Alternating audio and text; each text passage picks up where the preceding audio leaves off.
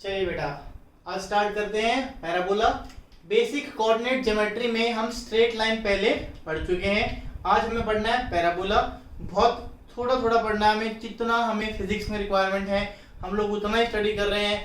हम कुछ भी beyond the requirement of physics नहीं जा रहे हैं। ऑल्दो ये टॉपिक जो है स्ट्रेट लाइन, पैराबोला, बहुत बड़े टॉपिक है मैथ्स के, बट हमें इतना डिटेल में नहीं जाना है। चलिए, आई होप आपने क्वाड्रेटिक इक्वेशन के बारे में सुना होगा। ऑल्दो मैंने आपको अलजेब्रा नहीं पढ़ाया, डोंट वरी, पढ़ा दूंगा, बट 10th क्लास क्रॉस करके आए हो, 11th में आप आई एक्सपेक्ट कि आपको क्वाड्रेटिक इक्वेशन के बारे में पता होगा। अगर मैं एक जनरल इक्वेशन लिख रहा हूं, से y is equals to ax square plus bx plus c, where a, b and c are constants, so this is a quadratic equation which is quadratic in x। ये हमारी क्या है? क्वाड्रेटिक इक्वेशन है which is quadratic in x।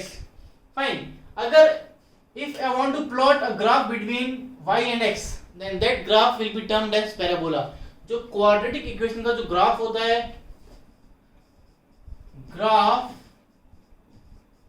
Between y and x, इस equation का जो graph बनेगा y और x के बीच में, उस ग्राफ को ही हम पैराबोला कहते हैं।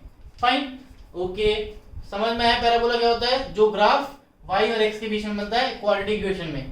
ठीक, सो अगर हम बात करते हैं वेरी सिंपल इक्वेशन, जो simplest form of simplest quadratic equation क्या होती है? सिंपलेस्ट क्वाड्रेटिक इक्वेशन क्या होती है? सिंपलेस्ट क्वाड्रेटिक जो इक्वेशन है वो क्या हो सकती है? y is equals to ax square. इससे सिंपल तो क्या होगी, है ना भाई? अगर मैंने b और c को कांस्टेंट मान लिया, suppose b and c is a constant and is equal to 0, b is equal to 0, c is equal to 0, तो जो ये एक्सप्रेशन बचेगा, this is the simplest form of quadratic equation. इससे simple नहीं हो सकती है, एंड इसी को हमें प्लॉट करना है। ठीक है, चलिए इसका जो ग्राफ बनेगा वो कैसा बनेगा वो आपको बता देता हूं। इसका graph, this graph of this equation will be symmetric about y axis.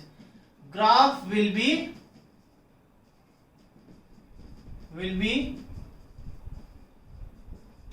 Symmetric about y axis.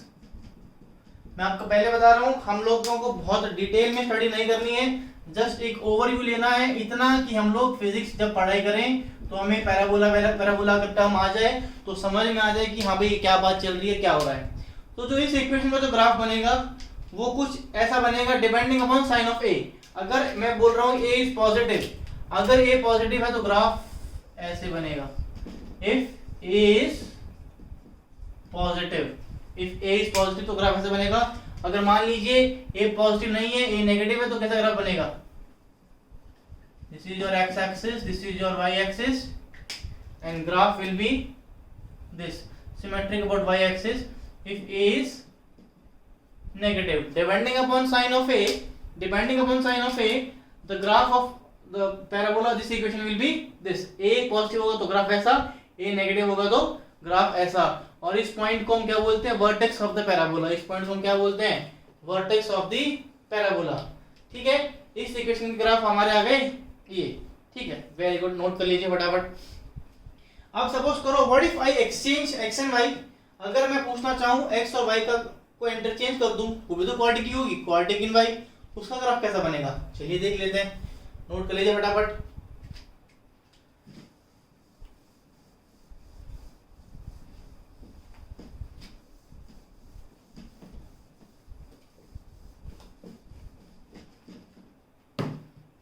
अगर मैं आपसे पूछूं x is equals to a y square, ये भी तो पैराबोला है, ये भी तो क्वाड्रेटिक इक्वेशन है, क्वाड्रेटिक इन y। तो जो इसका ग्राफ बनेगा, that graph will be symmetric about x axis. Now पहले y एक्सिस के अबाउट सिमेट्रिक था, अब x एक्सिस के अबाउट सिमेट्रिक है। वैसे ही डिपेंड, ऐसे ही साइन a की साइन पे डिपेंड करेगा। अगर a पॉजिटिव है तो ऐसे, और a नेगेटिव है तो ऐसे। This is your y axis, this is your x axis. इसमें क्या है? इसमें योर a इज पॉजिटिव और इसमें a इज नेगेटिव। ठीक, हमें पता होना चाहिए y is equals to a x square और x is equals to a y square में ग्राफ किस तरफ ओपन होता है। पॉजिटिव है, a पॉजिटिव है तो पॉजिटिव x की तरफ ओपन होगा, a नेगेटिव है तो नेगेटिव x की तरफ ओपन होगा। ठीक है, चलिए ये simplest format of quadratic equation है, ये इसी को पैराबोला बोलते हैं। चलिए नोट कर लीजिए फटाफट।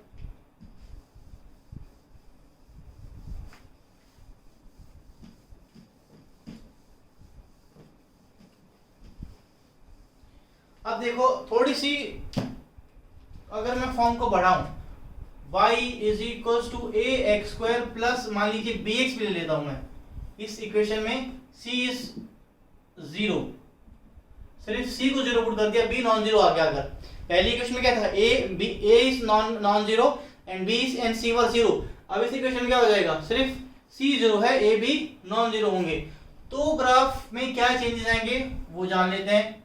इससे ऊपर नहीं आता फिजिक्स में, कोई जरूरत ही नहीं है हमें, इससे ऊपर फिजिक्स में कोई जरूरत नहीं है, बल्कि इसकी भी जरूरत शायद ही कभी पड़ेगी। आई डोंट थिंक सो कि कहीं पड़ेगी, बहुत रेयर पड़ सकती है। ठीक,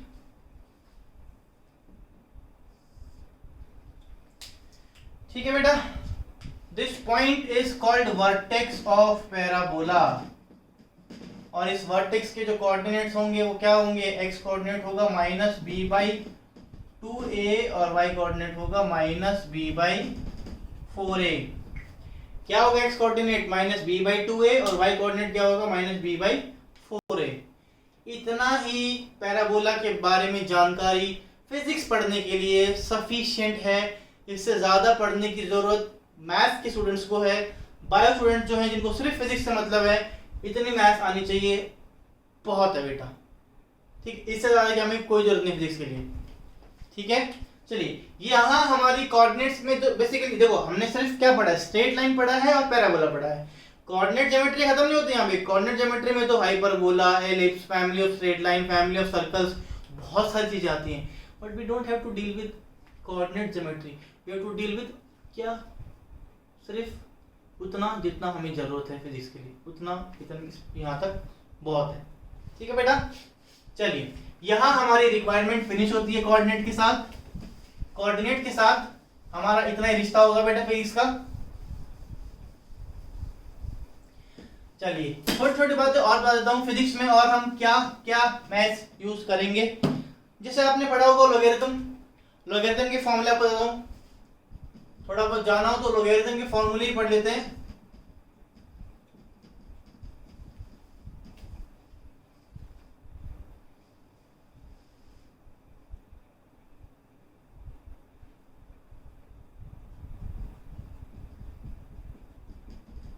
ठीक है, what is log,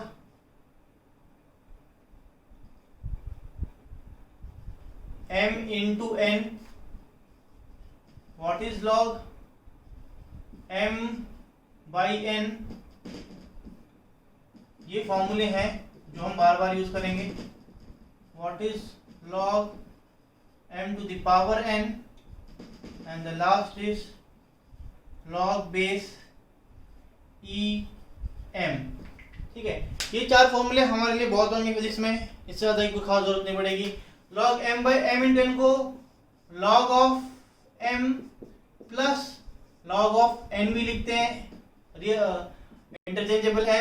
log m by n को log m minus log n लिखते हैं, इसको लिख सकते हैं n times of log m, base सबका सेम है जो भी होगा, और इसको हम लिख सकते हैं log to the base e m है, इसको 2.303 log to the base 10m हो जाएगा। देखो बेस चेंज हो गया, यहाँ पे e की जगह log बेस 10 हो गया है। ठीक है, लॉगरिथम के चार फॉर्मूले आते हैं, फिजिक्स के लिए सफिशिएंट है, बस चार फॉर्मूले याद कर लो, फिजिक्स के लिए इतना ही रिक्वायरमेंट है, बहुत है। ठीक है बेटा, चलिए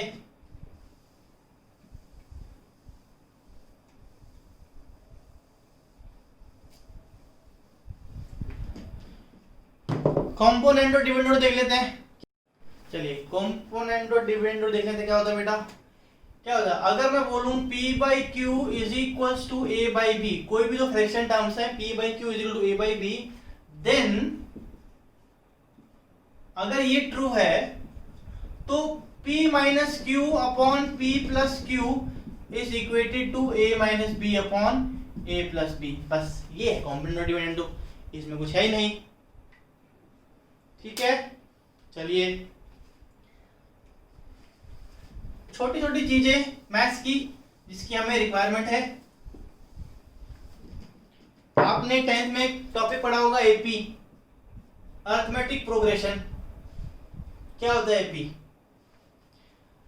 एपी अगर मान लीजिए कोई भी टर्म है a plus d, a plus 2d and so on, then this a is called the first term of AP. First term की क्या है? a है, एंड d क्या कहलाती है? d is the common difference, common difference. चलिए example के साथ बताता हूं। मान लीजिए अगर मैं लिखूं 2 4 6 8 10, सबसे इजी। तो देखो ये क्या है, ये मेरी फर्स्ट टर्म है, ये मेरी सेकेंड टर्म है, ये मेरी थर्ड टर्म है, ये मेरी फोर्थ टर्म है, ये मेरी फिफ्थ टर्म है। एपी कब बोलेंगे इसको? एपी जब बोलेंगे जब difference of second and first is equal to difference of third and fourth. But second और फर्स्ट में क्या डिफरेंस है? 4 minus 2, and this difference is equal to 6 minus 4, this is equal to 8 minus 6। Common difference, the difference between every term is, every consecutive term is same, the difference between every consecutive term is same। बता रहा हूं but आप 10th में आप पढ़ चुके हो, आपको बहुत सारे फॉर्मूले, बहुत सारे एक्सप्रेशन बहुत डिटेल में भी आता होगा। बस एक बार रिकॉल कराना है बिकॉज हमें रिक्वायरमेंट है। ठीक है, चलिए इस एपी में what is the sum of n terms? क्या होगा? आप जानते हो n upon 2 2a plus n minus 1 into d, या फिर n upon 2 first term plus last term. This is sum of n terms. What is the nth term? General expression for nth term, it will be a plus n minus 1 into d. This is the expression for the nth term. ठीक है, this is the expression for the general nth term.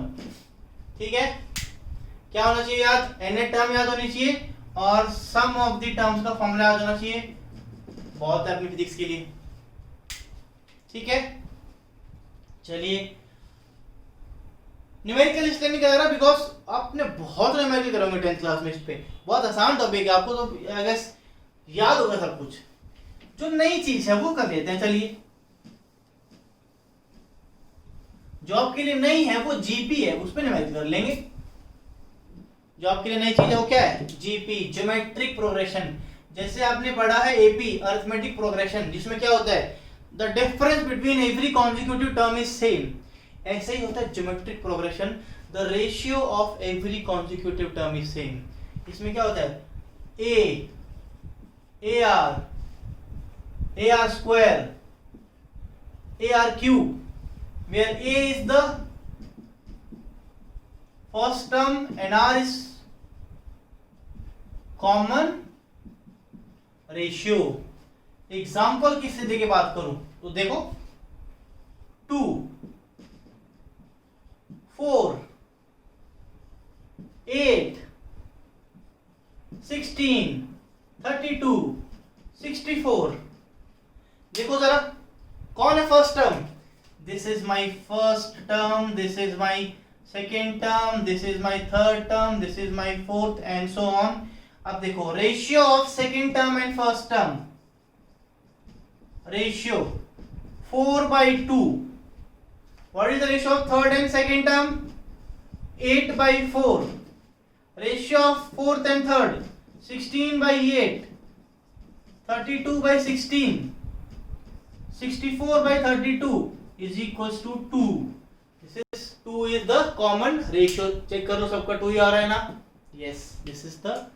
अगर कोई आपको ऐसी series मिल जाए जिसमें किसी भी दो कॉन्जिक्यूटिव टर्म का जो रेशियो है वो कांस्टेंट हो, वो सेम हो, उस टर्म को हम बोलेंगे ज्योमेट्रिक प्रोग्रेशन. उस टर्म को हम क्या बोलेंगे? Geometric progression. ठीक है बेटा? ओके. अब देखो ज्योमेट्रिक प्रोग्रेशन में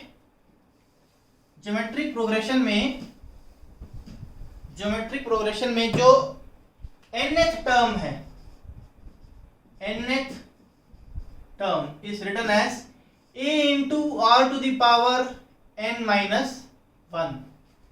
जो जैसे हमने AP में जो nth टर्म लिखी थी वो क्या लिखी थी? a plus n minus 1 into d. यहाँ क्या आ जाएगा? वो d is the common difference, a into r की power n minus 1. Fine. r is common ratio, a is our first term. Check कर लो, n की वैल्यू 1 होगी फर्स्ट टर्म के लिए तो r की पावर 0, n की वैल्यू 2 होगी 2 minus 1 1 फर्स्ट टर्म, n की value 3 3 minus 1 2 third term, and so on. Sum of n terms